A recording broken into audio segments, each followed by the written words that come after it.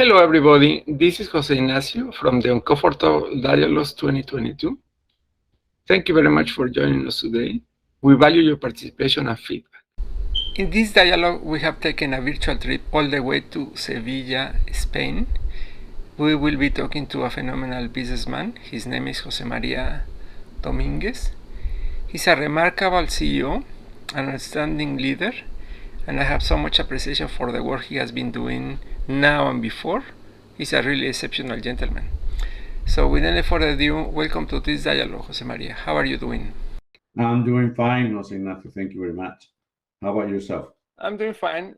José María, I know that you are running a global corporation out of Sevilla, but how do you do it? I mean, in the past, I know that you used to travel quite often, but today you basically run the business from your office. So how do you do it?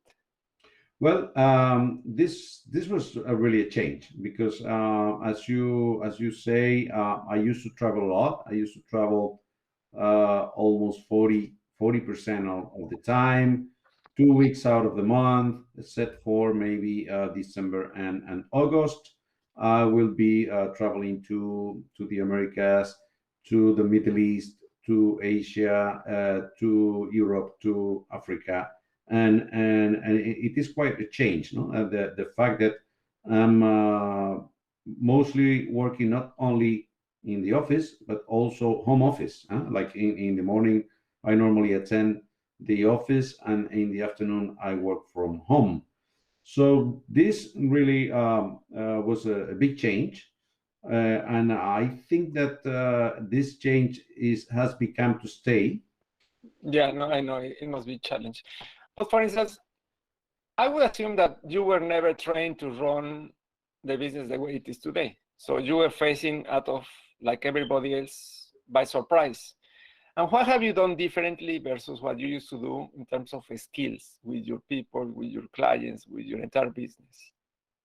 Well, first of all, there was a period, let's call it like 2020, no, maybe also beginning of 2021, where number one priority, or let's call it better, the value, because priorities change and values are to stay.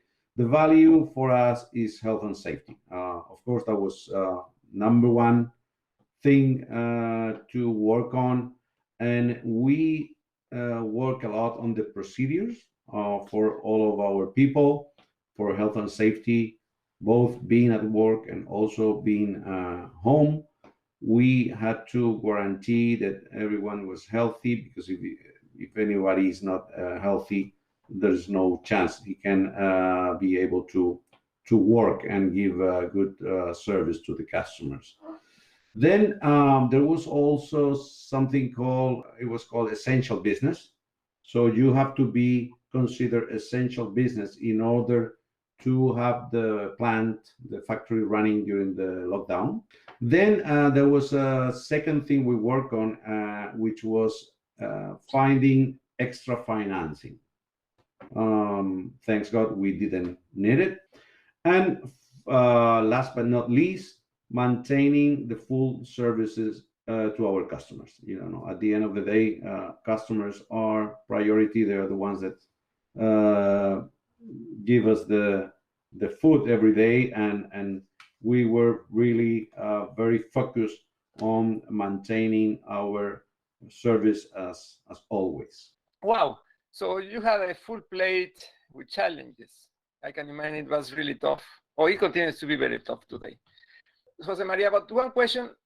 I've been told that in many markets, including your business or your industry, the action really happens in the marketplace, not in the headquarters, not in the offices. It really happens where the customers are, where the consumers are. So how do you cope working with your clients in terms of convincing them that your proposal is more effective versus other Well, this was really challenging. We work a lot on the webinars, so we were giving some technical and sales webinars for our customers. Even there was also an opportunity whenever there is a crisis, or whatever there is a crisis, there is also an opportunity. I try to set up video calls with them, as I say, webinars. But more than anything else was to convince our service people, were the ones that could go to the plants and be with our clients, how important was to give this service. There is not a dull moment. So COVID, from a conceptual standpoint, is kind of resolved. But there will be far more new crises coming down the pipeline. What have you learned from a CEO standpoint that can really reapply these skill sets facing the new challenges? Well, I think I have learned several important things that will help me in the future.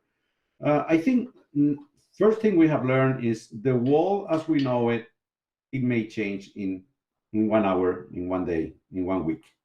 So this is going to be like that, not only with the COVID-19, but for the future as well. And we can see now we are very much affected by the raw material crisis, by the energy crisis, by the logistic crisis, because we don't get enough raw materials. We have problems to get transportation at reasonable costs, and you know what we have learned about working with the uncertainty of the COVID-19, I think is going to help us in the future. I think that what is very important for a CEO is to work harder than ever, teach others with the example of the I will be there working harder than ever, having full empathy with my colleagues and my collaborators, as we like to call them, very constant communication with all stakeholders, and make these workers participant of the company's challenges. I think this is really critical, and it will be critical in the future as well. Excellent comment. I really like the idea. So in a nutshell, what you are saying, you are getting comfortable being an uncomfortable environment, and you are sharing that expertise with the rest of the team. Yes, or at least I'm getting used to that. Yeah, but in a way, as you said it, we are living right now a very volatile environment. It is not as it used to be.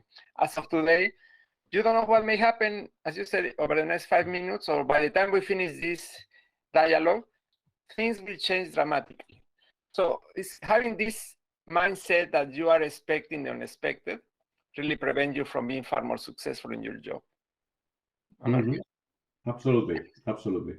And you know something that also I think people have found out: small, medium enterprises react faster than big corporations sometimes. Yeah. So I think being agile is also an asset. José María, I would love to have far more time talking to you, but I know that you need to run to another meeting. So let's pack the dialogue. But if you have kind of the final comments that you want to share with the audience. I would like to share a couple of comments. It is, don't compromise the long term, but deliver here and now. I think that it's very important to empower your people to take decisions. But a CEO cannot take all decisions, so it's very important to give them the power to make their own decisions.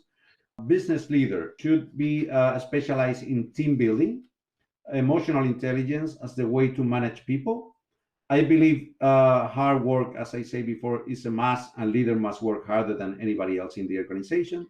Convincing versus imposing. Close contact with the market is mandatory to any CEO. Wow, such a great insight. Thank you very much, José María. No, thank you, José Ignacio, for the opportunity. And for everybody else watching this video, you can even drop a note or a question to José María or myself here in LinkedIn or YouTube, and we'll get back to you. That's a promise.